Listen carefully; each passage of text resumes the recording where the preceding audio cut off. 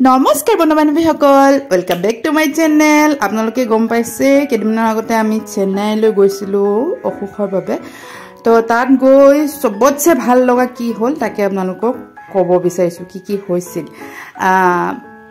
তাত গৈ সকলোতকৈ ভাল লাগিলে এয়া দেখিছে নহয়, অসমীয়া আখৰেৰে লিখা এখন অসমীয়া ৰেষ্টুৰেণ্ট দেখিলোঁ, য'ত একদম ধুনীয়াকৈ অসমীয়া ফিল হৈ গ'ল। তাৰ মানে অসম পুৰা ইয়াত পালোঁ, অসমখনকে পালোঁ তেনেকুৱা লাগিলে।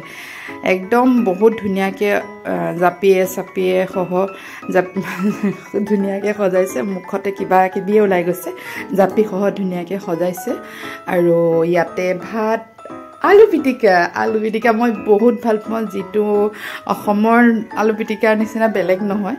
আলু পিটিকা খাইছিলোঁ আৰু গোটেইকেইদিন তাতে খাইছিলোঁ, কিন্তু অপাৰেশ্যনৰ আগদিনাৰহে ভিডিঅ' দেই এইটো।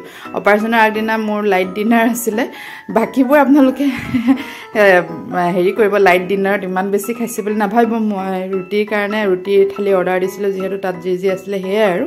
কিন্তু পাপৰখন চাওকচোন, বৰ বেলেগ ধৰণৰ পাপৰ, আমি খোৱা পাপৰ নিচিনা নহয় আকৌ দেই। এইখন ৰাইচ পাপৰ, এইখন বিৰাট ধুনীয়া মানে। আৰু আপোনালোকে তালৈ গৈ মানে অসমৰ মানুহ লগ পাবলৈ বা অসমীয়া কথা শুনিবলৈ যদি মন গৈছে, এইখন ৰেষ্টুৰেণ্টলৈ আহিব, ব্ৰহ্মপুত্ৰ ৰেষ্টুৰেণ্ট।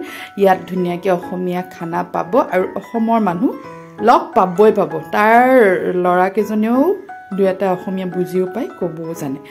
তাৰপিছত আমি আহিলোঁ, এইখন কাষতে আছে, যিহেতু তামোল নাপায়, এনেই পাণ চুফাৰি অকণমান পায়, তাকে খাবলৈ আহিলোঁ।